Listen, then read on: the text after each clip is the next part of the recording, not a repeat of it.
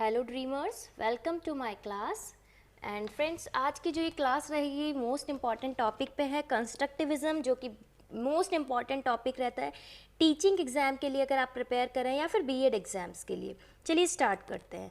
कंस्ट्रक्टिविज़म, इसको हिंदी में संरचनावाद, निर्माणवाद या रचनावाद कहते हैं। ठीक है, ये एक मॉडर्न फिलॉसफी है। इससे पहले भी काफ़ी फिलॉसफी दी चुकी है, जैसे कि बिहेवियरिज्म एंड कॉग्निटिविज्म। बिहेवियरिस्ट है जो थॉर्नडाइक, पैवलॉव, वाटसन, स्किनर।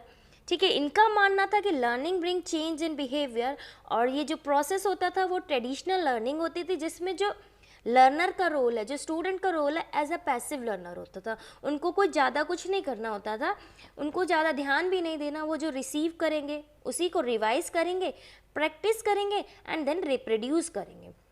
बट जो कंस्ट्रक्टिविज्म आया, it is a totally oppose to behaviourism. ये बिहेवियरिज्म का अपोज था। ठीक है, इसमें तो लर्नर जो है उसको एक्टिव रोल प्ले करना है। लर्नर अपने पास्ट एक्सपीरियंसेस से और प्रेजेंट इंटरेक्शन से खुद ही नॉलेज को कंस्ट्रक्ट करता था। इनका बिलीव था कि लर्नर तभी लर्न कर सकेगा जब वो एबल होगा नॉलेज को कंस्ट्रक्ट करने की। और हमारे कंस्ट्रक्टिविटीज थे वाइगॉत्स्की एंड ब्रूनर। ठीक है, चलिए अभी इसमें देखते हैं क्या लिखा हुआ है। Constructivism is an approach to learning that holds that people actively construct or make their own knowledge and that reality is determined by the experience of the learner। तो कंस्ट्रक्टिविटीज से उनका ये अप्रोच था कि लर्निंग जो है वो एक एक्टिव प्रोसेस है, और इसमें जो कंस्ट्रक्शन होती है वो जो लर्नर है उसको खुद अपनी नॉलेज से उसको कंस्ट्रक्ट करना होता है, नॉलेज को अपने प्रीवियस एक्सपीरियंस के थ्रू। ठीक है, it assumes and pleads that the learner should play an active role in the process. इस पूरे प्रोसेस में जो लर्नर का रोल होता है वो एक्टिव ही रहता है। In the process of learning और cognitive development by constructing their own knowledge on the basis of their past experiences and their present interaction with the environment. और वो जो ये नॉलेज कंस्ट्रक्ट करते हैं, ठीक है, वो अपने पास्ट एक्सपीरियंस के थ्रू करते हैं। जो भी वो नॉलेज कंस्ट्रक्ट करते हैं उस नॉलेज का उनके पास्ट एक्सपीरियंस का जरूर रिफ्लेक्शन रहता है, क्योंकि वो उसको इंटरैक्ट करके ही नॉलेज को कंस्ट्रक्ट करेंगे। तो ये तब एक कंस्ट्रक्टिविज्म का मीनिंग और इंट्रो आप कह सकते हैं। अब आ जाइए, प्रिंसिपल्स ऑफ कंस्ट्रक्टिविज्म क्या है। Constructivism central idea is that human learning is constructed, that learners build new knowledge upon the foundation of previous learning. जैसे कि हमने ऑलरेडी डिस्कस किया कि जो नई नॉलेज कंस्ट्रक्ट की जाएगी प्रोसेस में, वो फाउंडेशन होगा पुरानी नॉलेज का। वो जो लर्नर है अपनी न्यू नॉलेज को लर्नर बिल्ड करेगा, वो इंटरेक्ट करेगा अपनी प्रीवियस नॉलेज और न्यू नॉलेज में।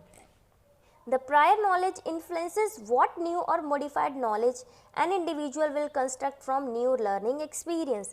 ठीक है, ये क्या करता है, ये उसको मतलब इन्फ्लुएंस तो होता ही है कि जो उसने नई नॉलेज कंस्ट्रक्ट करी है उसका प्रीवियस एक्सपीरियंस से कितना इंटरैक्ट है या कितना कैसे उसने कंस्ट्रक्ट की है।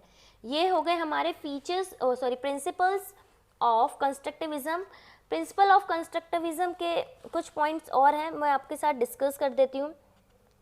Learner build personal interpretation of the world based on experience and interaction।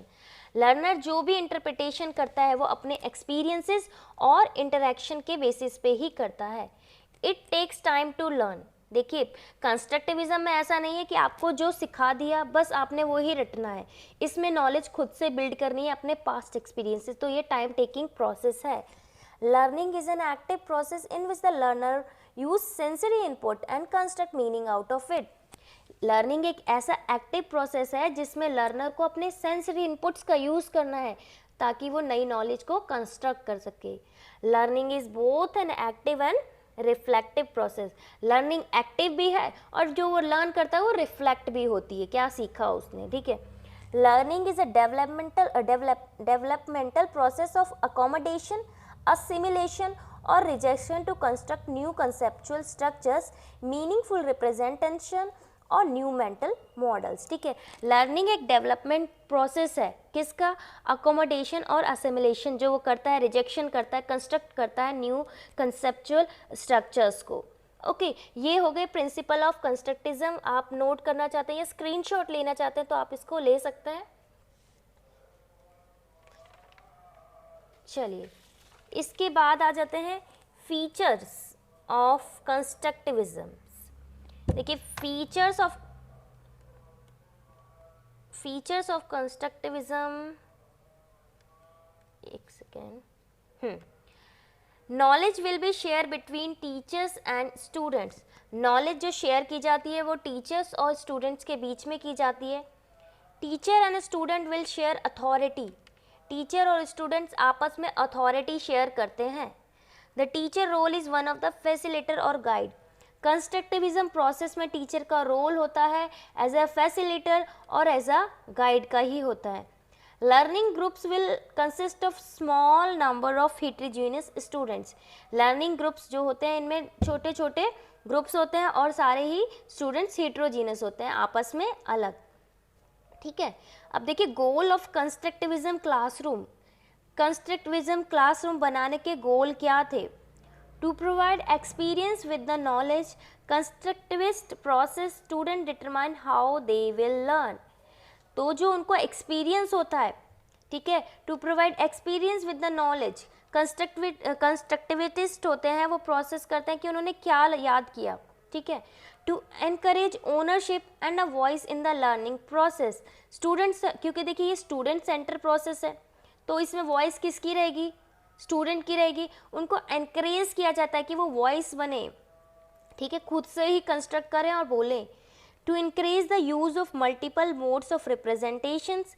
देखिए कंस्ट्रक्टिविस्ट क्लास होती हैं उसमें अलग अलग डिफरेंट मोड यूज़ की जाते हैं रिप्रेजेंटेशन के लिए, वीडियो हो चाहे ऑडियो हो। और हाँ, CCE जो है वो इसी का पास्ट है। कंस्ट्रक्टिविज्म जो हमारा प्रोसेस था इसी का पार्ट है CCE। To increase the awareness of the knowledge construction process. और इसका दूसरा वो हो सकता है कि ये क्या करता है, कंस्ट्रक्शन नॉलेज का जो प्रोसेस है वो इसको इंक्रीज करने में काफ़ी हेल्पफुल रहता है। देखिए इसके कुछ पॉइंट्स और आपको मैं क्लियर कर देती हूँ।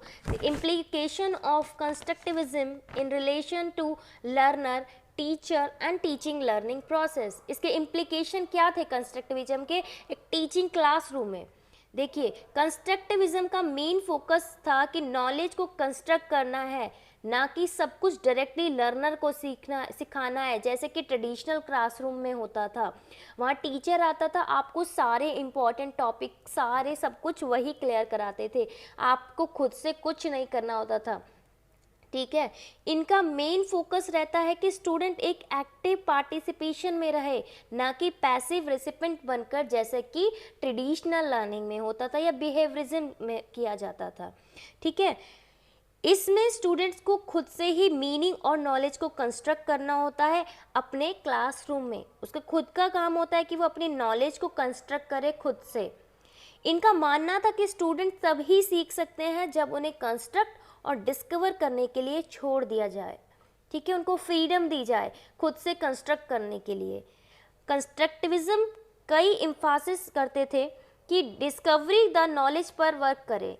उनको डिस्कवरी लर्निंग और या इंक्वायरी अप्रोच यूज़ करने के लिए कहा जाता था। ठीक है, इनका फोकस रहा कि डिस्कवरी लर्निंग या इंक्वायरी अप्रोच को यूज़ कर सकते हैं।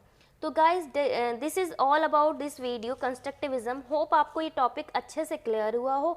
अगर आपको ये टॉपिक अच्छा लगा, ये वीडियो आपको अच्छा लगा तो प्लीज़ इस वीडियो को एक लाइक ज़रूर कीजिएगा। Thanks for watching my videos.